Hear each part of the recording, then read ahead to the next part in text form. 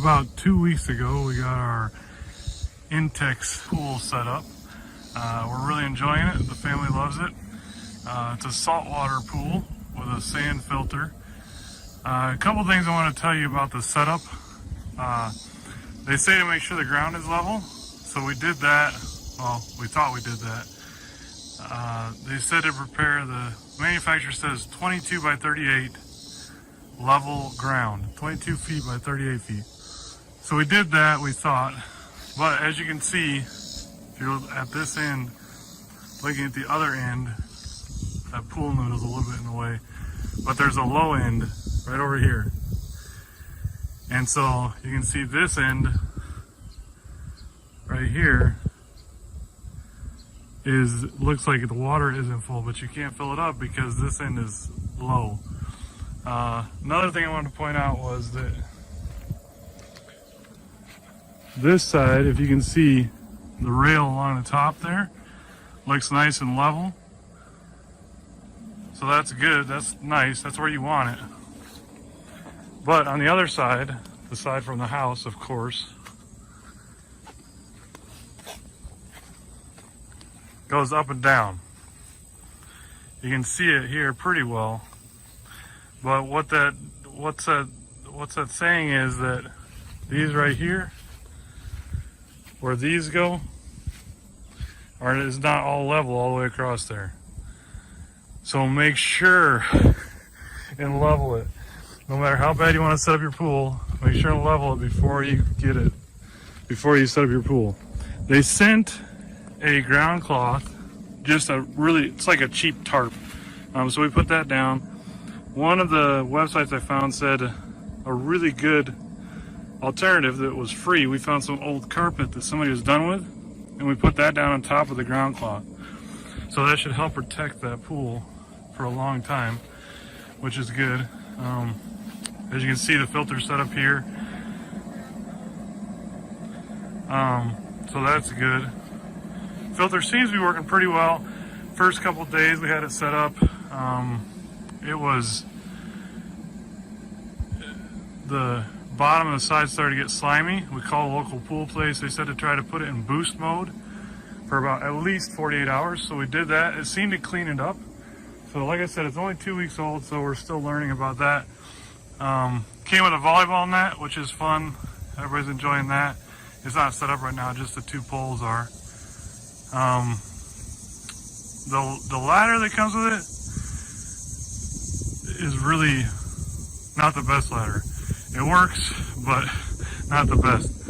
One thing to not be too concerned about once it's all set up is these are designed to kind of float back and forth.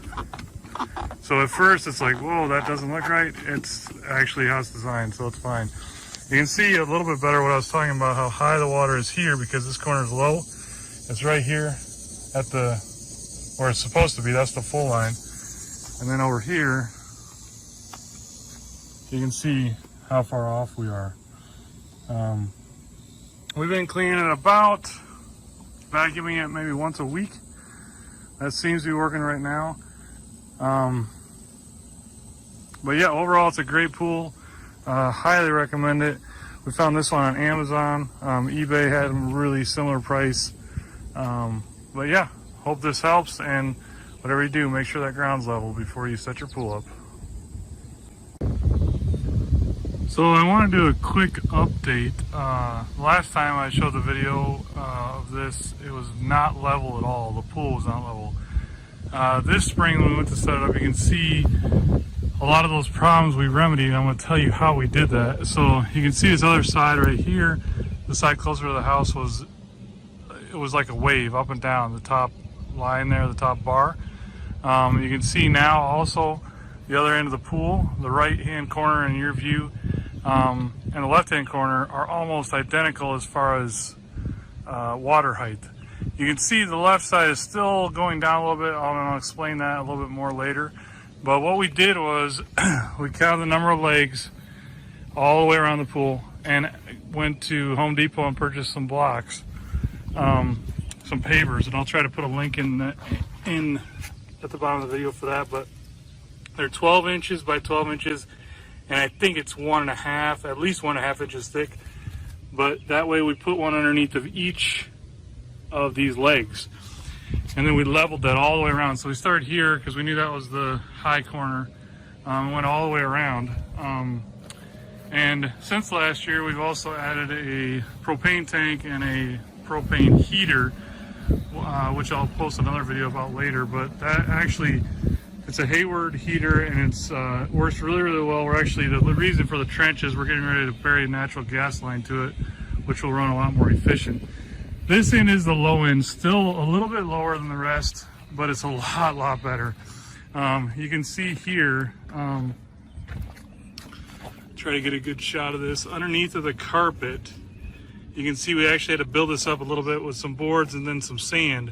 This is the original carpet that was down when I showed you the first video. We actually had enough carpet to add another layer of carpet, or an additional layer of carpet that's wider, so it comes all the way out to here and all the way out here. And that will cover up the pavers, and it will also allow us just to be able to trim the grass back there instead of grass growing all the way up to the edge or closer to the pool, which we didn't want to have to weed whack that.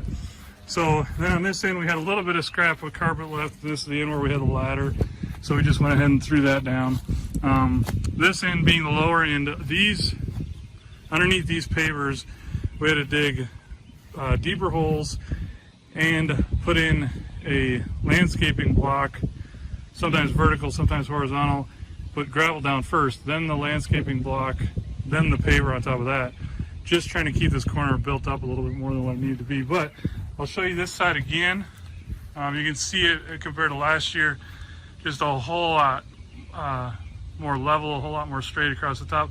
Still a little bit to it, which is hard to avoid, especially since you can see some of the legs are bent because the first year we put it up, we didn't do enough site prep. So I cannot emphasize that enough. I know there were some comments on the first video, people having the same problem. Again, it's a great pool, great design. We're loving it, and hope this video helps you. Have a great summer.